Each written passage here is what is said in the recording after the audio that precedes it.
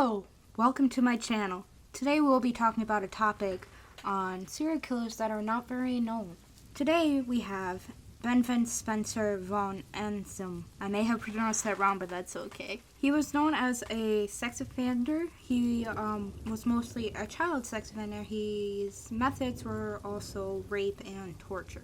He had around 3 to 5 victims from 1979 to 1983. That's how many are known to have been, but there also is one that was also confirmed, a victim that was confirmed, was called Richard Kelvin. He was 15. Boys and young men are what he normally goes for, hence him being a child sex offender. Most of the time, his method, or they were known or found this way, was the way would be torture or mostly massive blood loss. Usually he would capture or keep them for at least 5 weeks. A little background on him is that actually on May 10th, 1972, 2 gentlemen who were gay at the time, which was also illegal in South Asia at this time, were thrown into this river, and one drowned and then one managed to crawl from the river with a broken leg, in fact, and got some,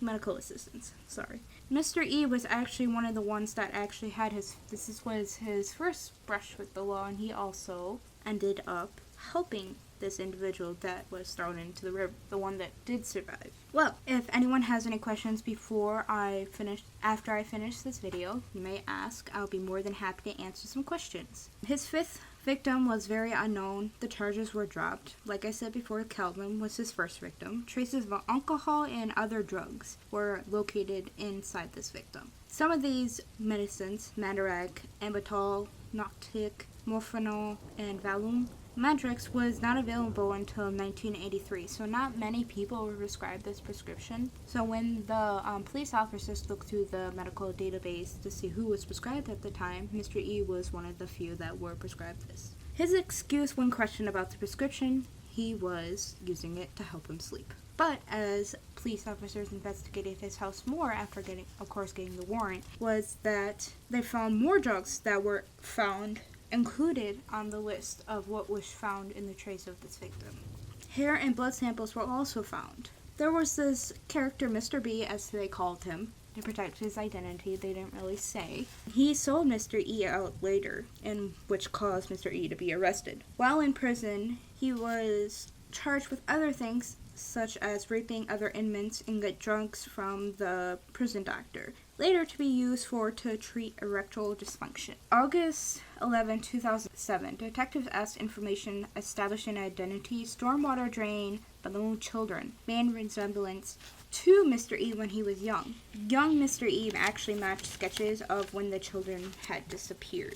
The reason there was some type of connection, which is also known as one of the mysteriousness, is of the disappearance of these 2 children. This case actually does remain unsolved to this day. I do believe Mr. E is still in prison at this time. All it says is he was still in prison in 2009.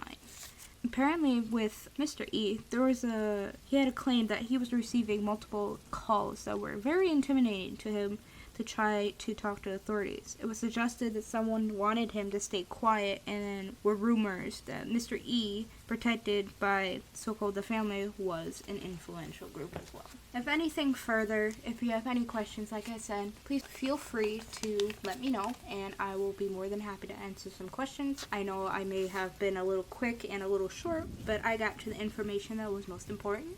And if you have any more questions, don't hesitate.